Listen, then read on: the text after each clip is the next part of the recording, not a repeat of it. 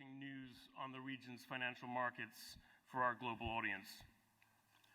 The world in which we're convening this event this year feels very different from the one that we were contemplating here just a year ago. Obviously, a lot of that has to do with the big change that's taken place here in the US and the numerous questions about the likely policy direction of the new administration. Our main focus at LatinFinance is on capital raising and investment, but obviously to understand that well, we need a nuanced understanding and a nuanced grasp of the bigger picture. And it's with that in mind that we've engaged our keynote speaker for today's events, Mauricio Claver-Carone, who was recently appointed at the end of December by President Donald Trump as the United States Special Envoy for Latin America. Mauricio is the co-founder and managing partner of the Latin America Real Estate Assets Opportunity Fund, or LARA, a private equity fund focused on transitional energy and sustainable infrastructure. He previously served as the president of the Inter-American Development Bank and as the chairman of the board of IDB Invest. Prior to that, he was deputy assistant to the president of the United States and a senior director for Western Hemisphere Affairs at the National Security Council. He served as U.S. executive director on the board of the IMF, and he started his career at the U.S. Treasury Department. It's an honor to welcome Mauricio this morning. Unfortunately, the tragic plane crash in Washington last night meant that he couldn't make it here in person as planned, but we're delighted to be able to host him nevertheless via video link. Mauricio will give remarks, and there'll be a short Q&A at the end. Thank you very much. Over to you, Mauricio. Thank you so much. Just wanted to confirm you can hear me properly? Yes? Okay. Thank you so much. And again, apologies, I couldn't make it there in person. I was on the 10:13 flight last night from Washington Reagan to LaGuardia, and obviously I was there when the event happened. The tragedy happened at Reagan Airport. So it was a tragic event, and obviously our condolences to everyone, and I apologize I could not make it, and hope everything would have been in better circumstances. But I'm pleased to be able to join you in this capacity. And I don't have prepared remarks, which is always very dangerous with me, because then I say a lot of controversial things, but it'll make it more interesting for all of you. So it's an honor to sit here and really just be able to kind of just give you a stream of consciousness of where kind of where we are today, and I think where U.S. policy, particularly as it deals with Latin America and on the economic side, on the financial side, where we're headed. And I think to understand where we're headed, it's important to know kind of where we've been, right? To look at the first Trump administration and to understand how we got to kind of now this Trump 2.0 and what that could look like. To give you a sense just from the economic financial side in Trump 1.0, one of the things that we created, and it kind of fell upon me to conceptualize and to create in the first Trump administration was, an initiative that we called America Crece. And America Crece, meaning America Grows. The whole notion behind it was to really focus on where the United States had a comparative advantage and where there were the biggest needs, particularly from a capital finance side in the region. Obviously, where we found that, and as we developed it, and there was a lot of trial and error in the development of America Crece, is really on, and by the way, also in regards to strategic competition at the time, which is very different than strategic competition today. Remember, in 2017, which is when we started conceptualizing this, it was a time when particularly strategic competitors, meaning mostly China, where they were still kind of at their prime in regards to sovereign lending, in regards to general investment, foreign direct investment in the region. Obviously, since COVID, and in regards to a lot of other reasons that we can go into, that has declined substantially. So obviously the role of China and its lending and the sovereign lending in the region has changed quite dramatically from where we were in 2017. But where we were in 2017 was there's this whole reality of, particularly on the lending side, of having to deal not only obviously with the sovereign lending side from China's sovereigns, but from the various DFIs, et cetera, where they were involved. So we conceptualized America Crece and eventually just started focusing mostly on energy and infrastructure. We saw that as not only a comparative advantage for us, particularly with the boom in natural gas, but also in regards to like the needs of the region in those. And we particularly saw that in regards to the smaller countries in the region that are more undercapitalized. When you look at the bigger countries in the region, and when you went out there and you talked to institutional investors, and this has kind of guided even my private sector activities, the focus is, and first and foremost, by the way, LatinFinance does an amazing job, and congratulations and kudos to you in setting up this conference. But if you even look at today's, I was looking at today's itinerary and schedule, and you have three sections, three panels. Four, but really three focus ones: Mexico, Brazil, and Argentina. Well, guess what? That's how institutional investors look at the region as well. And you have more than 30 countries in the region. So basically, Mexico, Brazil, and Argentina kind of move everything. And unfortunately, Mexico, Brazil, and Argentina are amongst the riskiest countries in the region, particularly because of the currency risk in those countries. So institutional investors from throughout, you ask any of them right there in New York, and you ask them, what have you done in the region? And they say, well, we did something in Brazil, we did something in Mexico. Oh, and then we lost our behinds because of currency or some type of currency fluctuation. And by the way, that's happening right now in that regards. Well, what happens then to the rest of the region? Well, you have these smaller, nimble countries where ticket sizes aren't as big, but that have huge capital and they have huge energy and infra needs, and yet they have a hard time competing in these markets and being able to access this because those capitals, because those ticket sizes are smaller, and because unfortunately, the experience in the three bigger markets essentially taints the whole region. Because unfortunately, institutional investors are lazy. And they don't look at countries as one-offs. They will judge Costa Rica as they do Mexico. They will judge Guyana as they do Brazil. They will judge Paraguay as they do Argentina. And unfortunately, that's a reality that hopefully we're trying to break, and we tried to break with América Crece. So the concept of América Crece was to really help, particularly the smaller, more undercapitalized countries in the region, to really be able to package and really hand over, package deals to investors, mostly in the U.S., but also in Europe and Asia and the Middle East, in order to really be able to kind of attract some of that. Unfortunately, government is slow. So it took 2 years to conceptualize this, and then by December of 2019, we finally were able to create América Crece as a whole of government initiative. We created the DFC, the Development Finance Corporation, in the process, which is we created it as a bigger instrument than what OPIC used to be. The idea was great, but government is complicated, and so we just had gotten it off to become more nimble, to be bigger. We had a great CEO in Adam Bollert at the time, who was a private equity investor, who really kind of knew how to get out there and find strategic deals. But obviously, DFC, as many things, has to be a creature of Congress. And when you have Congress, then things kind of get confused. And then it became the Development Finance Corporation. So then people thought it was just all development based. And then you had criteria in regards to lending for middle income, not for high income, middle income. And you get into all these crazy World Bank definitions that kind of pervert things further. And then before you know it, DFC is somewhat handicapped in its activities. So then you create as a whole government initiative. Before you know it, actually, we're very proud that we had, in just 1 year, that was able to be implemented, about 17 countries that had implemented América Crece. But then it withered out. And then obviously came the next administration, and the next administration really started focusing more on kind of this kind of bilateral talking, less action, more talk. And then we tried to have the focus on, okay, let's take this concept and let's see if we can take it into the multilateral space. I had the adventure of being president of the Inter-American Development Bank, and I learned a lot about the multilateral space. And what I learned about the multilateral space is, frankly, that it sucks. And it sucks because if you think government in the DFC with one government and one Congress is complicated, well, then imagine 30 of them all put together. And so at the end of the day, the incentives aren't there in the multilateral space to really accomplish what we seek.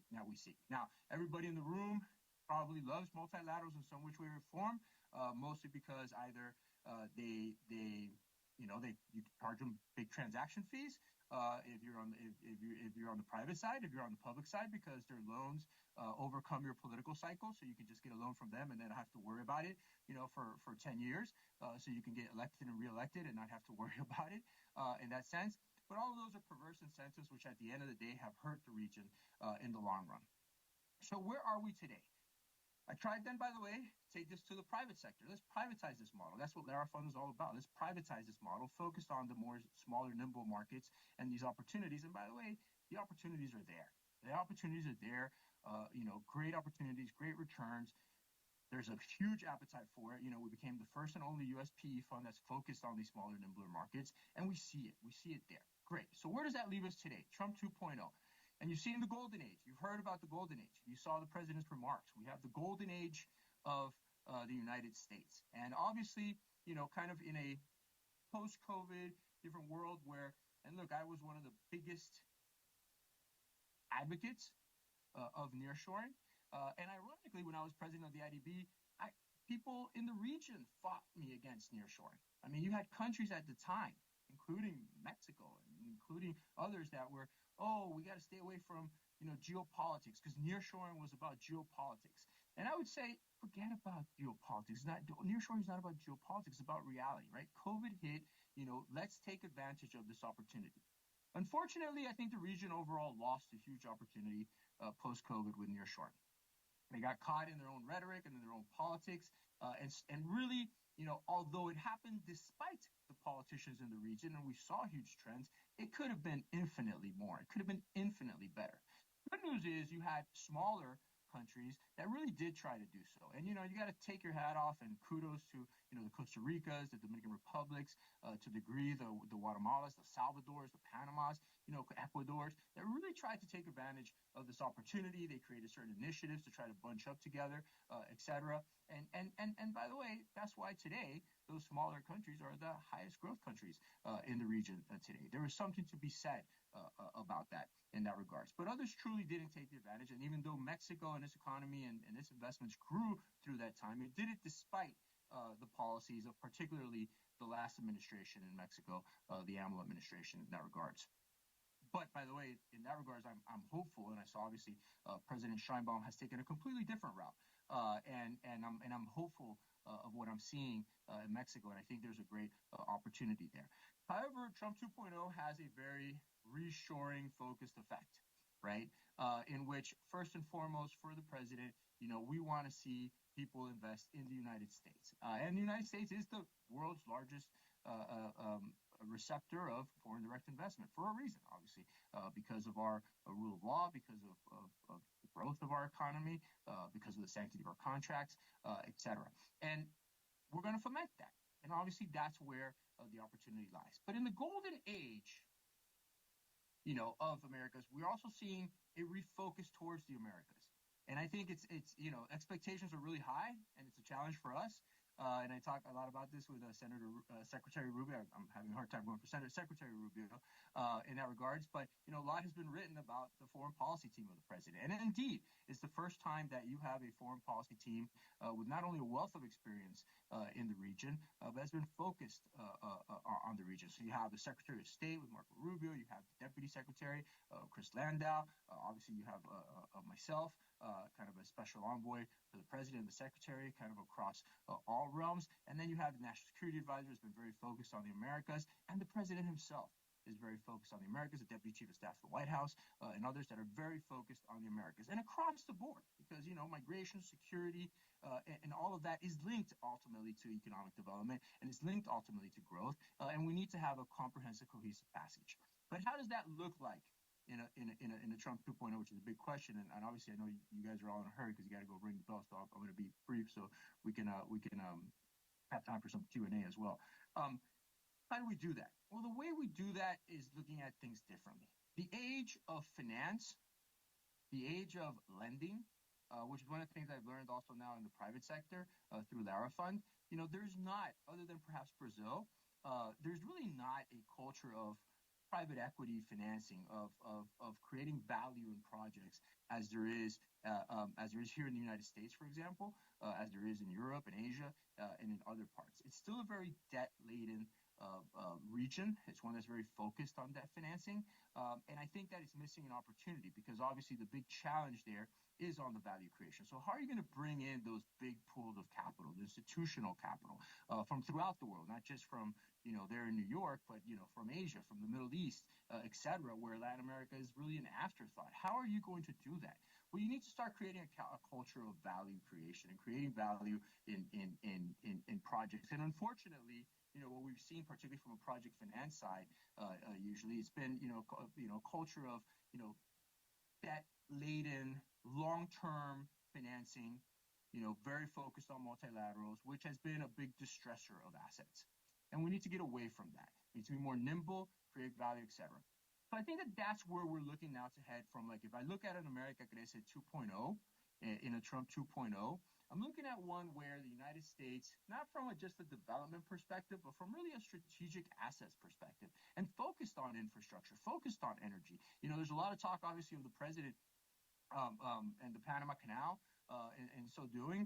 That's a reflection harkening back to the golden era, right? To really the golden age, where the United States was involved and fomented the creation of strategic assets that benefited the entire region, benefits the United States and benefits the entire Americas. And how do we do that today? Well, through a nimble fashion.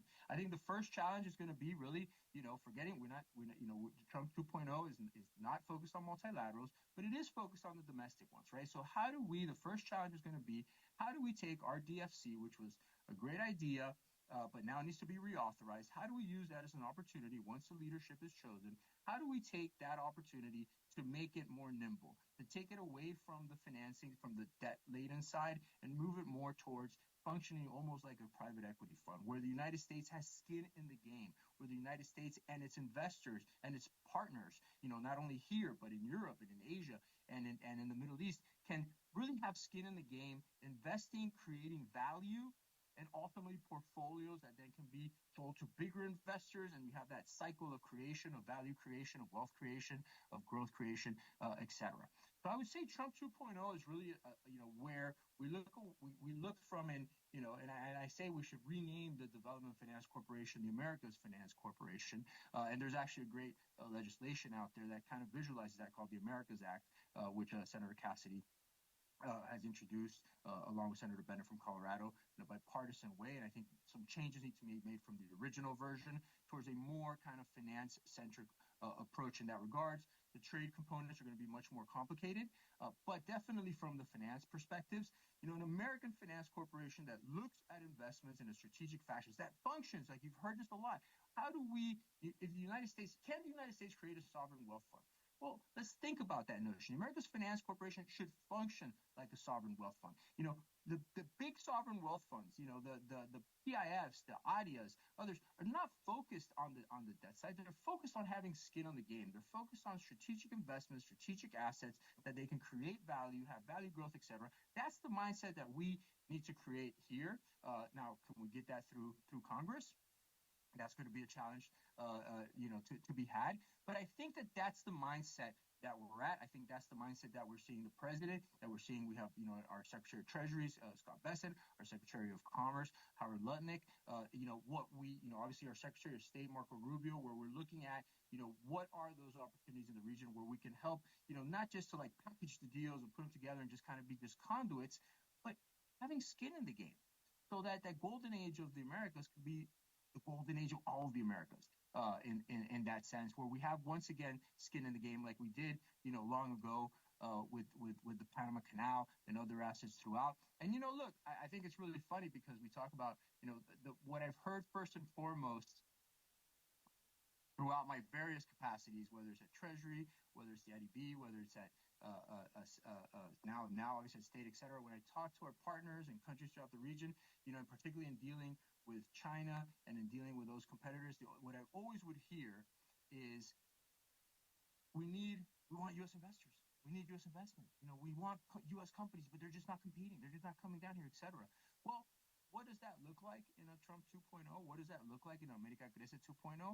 For the U.S. to have skin in the game. And we want to have skin in the game, but when you have skin in the game, you create value, you create opportunities, and multiplier effects. And that's what we seek to do, really hearkening back to that era, but with modern tools like we're seeing around the world with these sovereign wealth funds. I probably should pause there for questions before you guys have to go.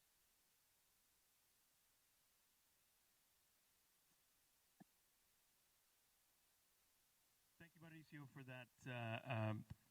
Thank you, Mauricio, for that comprehensive overview of the new administration's perspective on LatAm and some of the big issues that we're going to face. I have a number of questions that were sent to us by various audience members, but one of the big issues on everyone's mind, and a common theme in a lot of these questions, was the question of tariffs and the administration's readiness to impose them, as witnessed in the dispute last weekend with Colombia. And the question that people are asking is how we should interpret this readiness, and what does it suggest? And is there a risk that this type of approach to bilateral relations could make governments in the region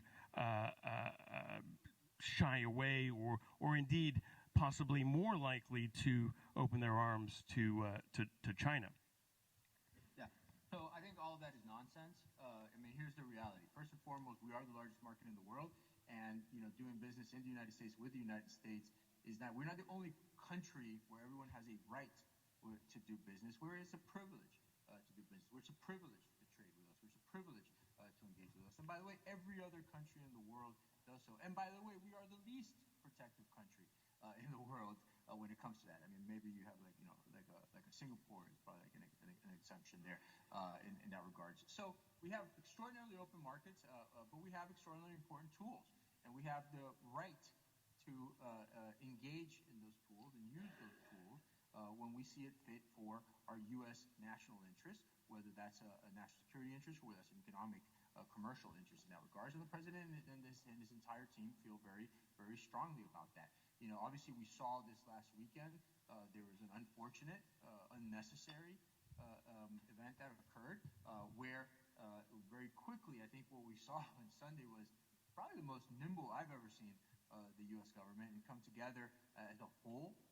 At that time, this time led by the State Department, but we're really as a whole, and with the leadership of the president, be able to put out a set of retaliatory measures for actions that were unnecessary and confrontational to the United States and really broke an agreement that the United States had made.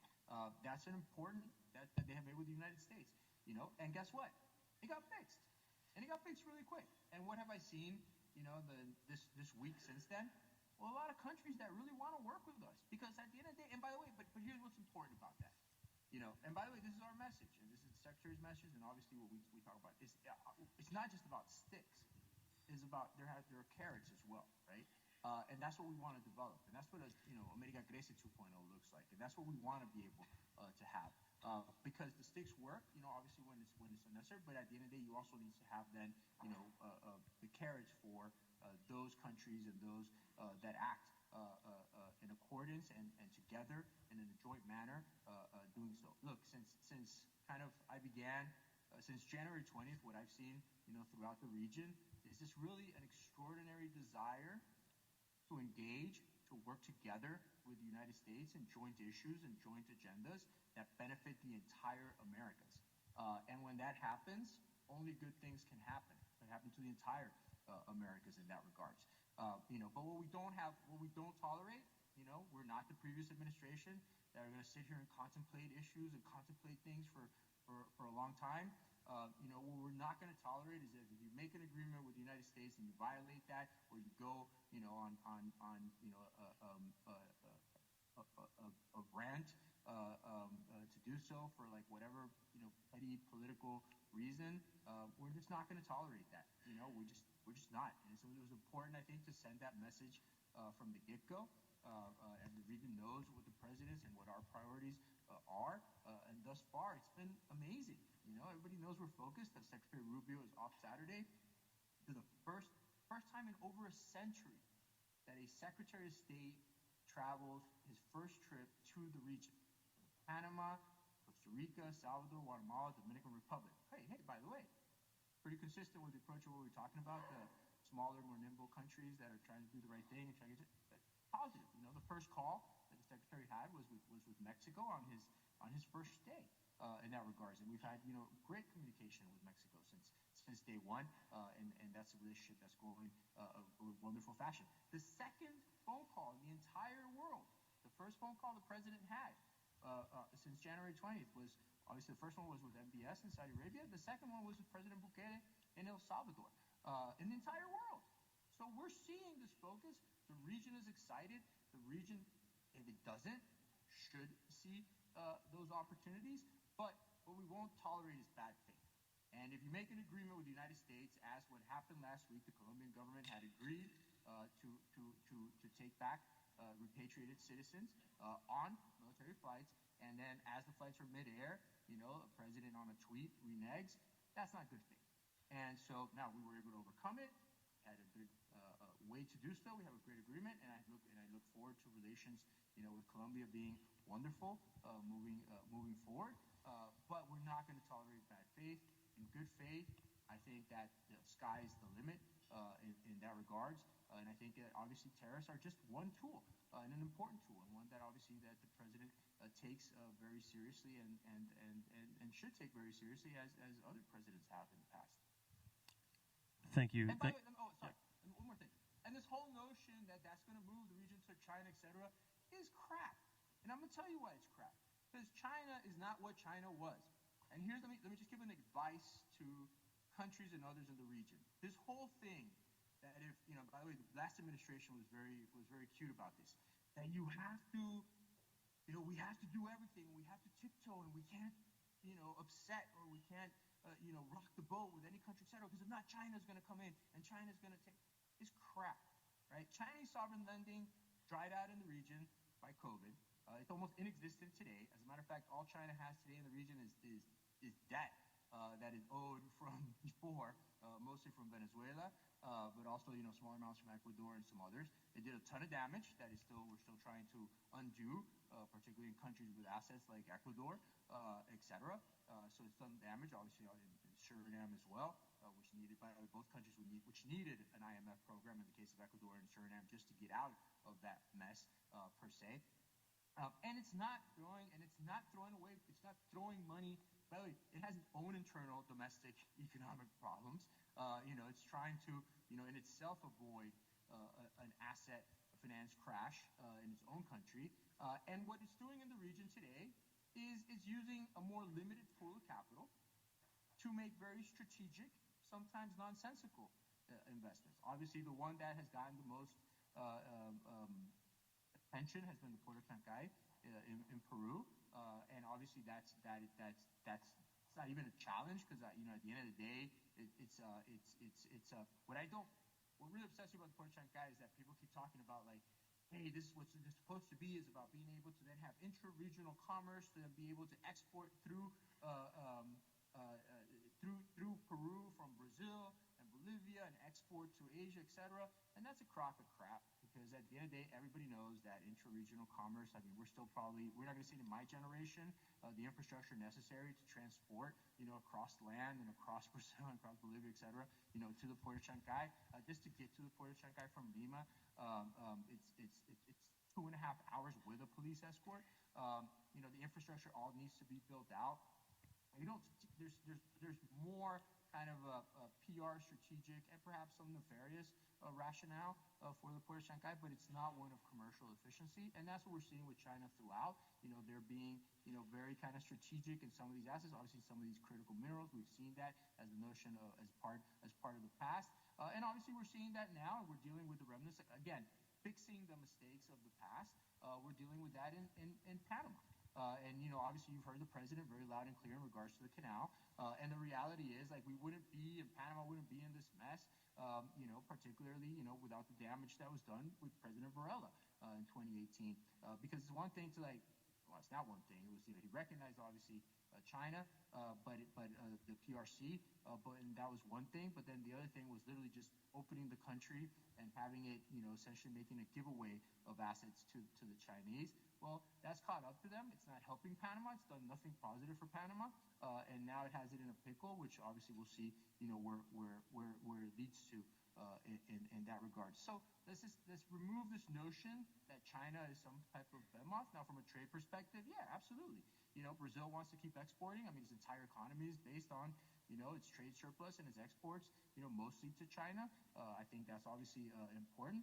At least so do our exporters here in the United States. So China plays as a market for particularly agricultural exports. Yeah, it plays a big role. But as a big investor, obviously as a sovereign lender, it's probably dried out.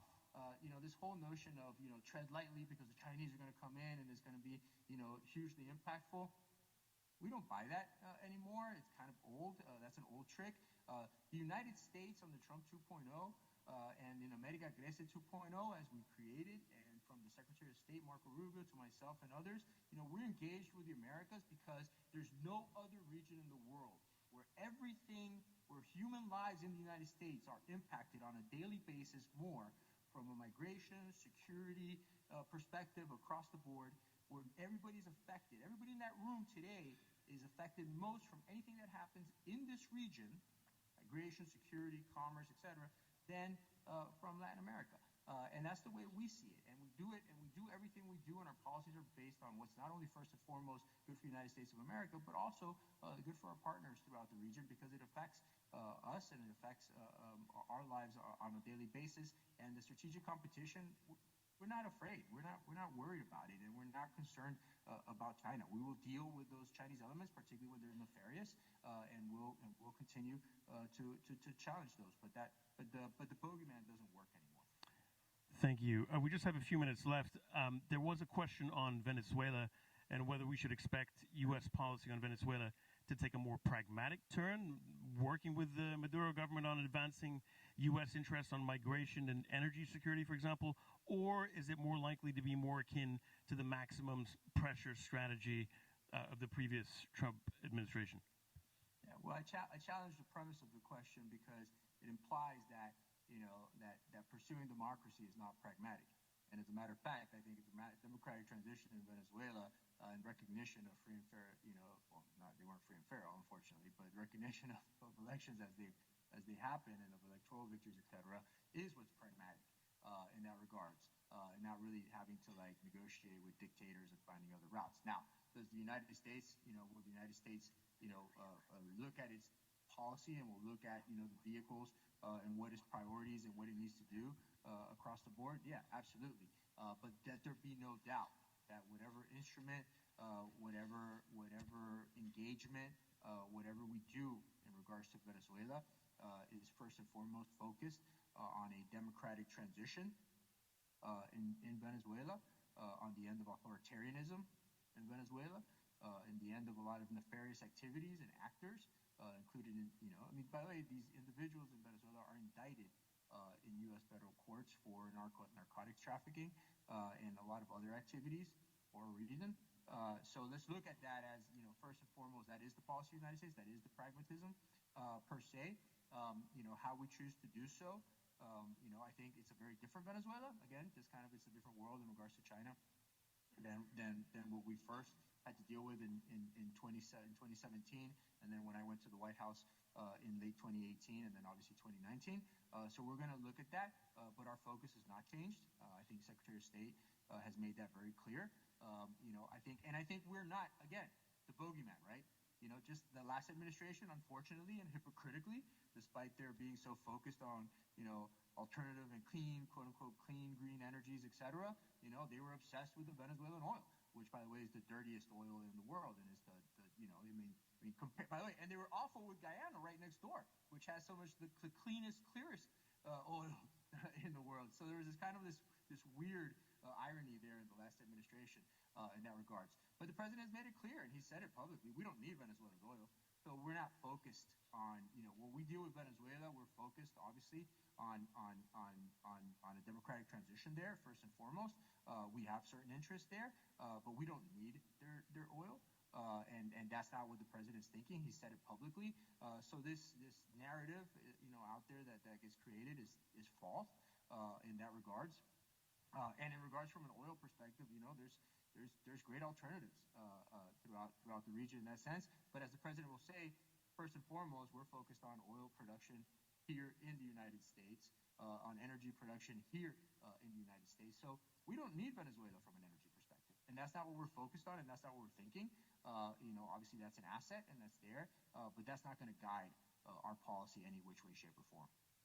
Thank you. I think we have time for one more question. We received a question on Argentina, and the question is about Argentina's seeking of additional funds from the IMF and what the position is of the U.S. administration with respect to additional IMF funding from Argentina. If this is something the administration is actively seeking or supporting.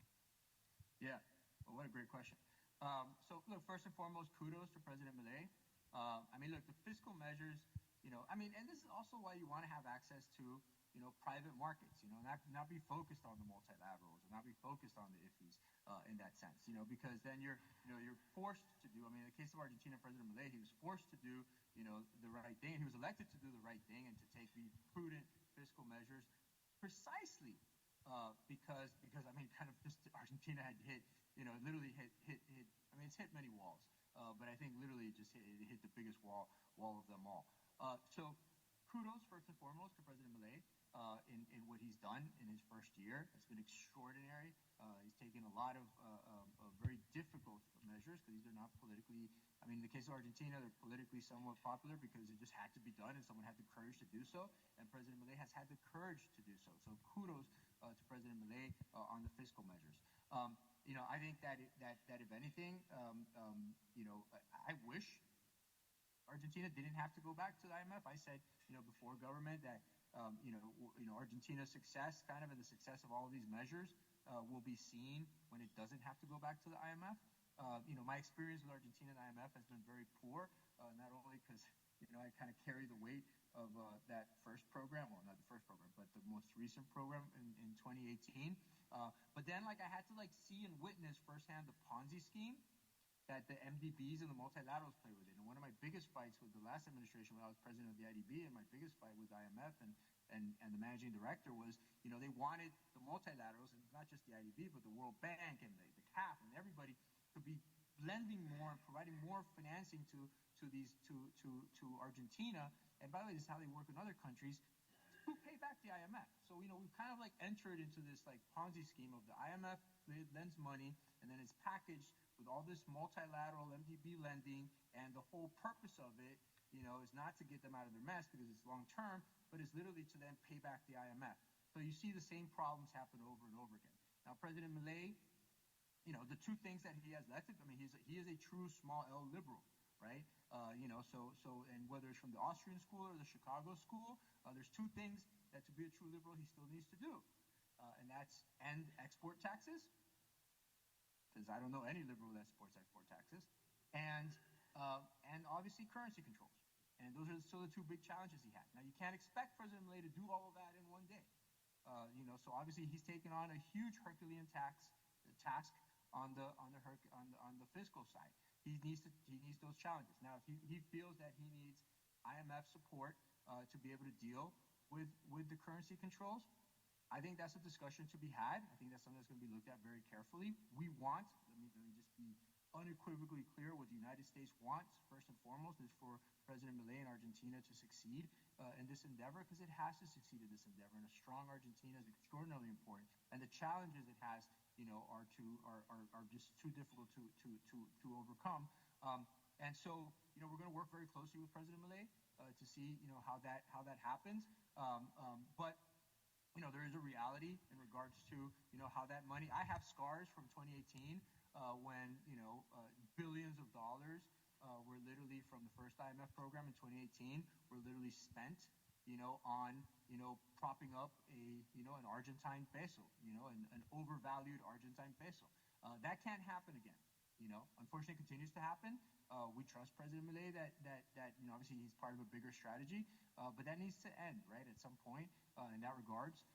So that's one view in that regards. But we will work very closely with President Milei to ensure that he has success. We trust him in his endeavors, and we look forward to when Argentina can return to the capital markets to not have to seek IMF support in that regards. But we will work with him to see how to overcome, these the short-term challenges he still faces in order to be, the true liberal, small L liberal that he is, and to be able to supplement those amazing fiscal measures he's taken, with, obviously a kind of a more more free-floating currency. And obviously, I think the biggest problem he has is to be able to incentivize the private sector to produce, which obviously export taxes don't do.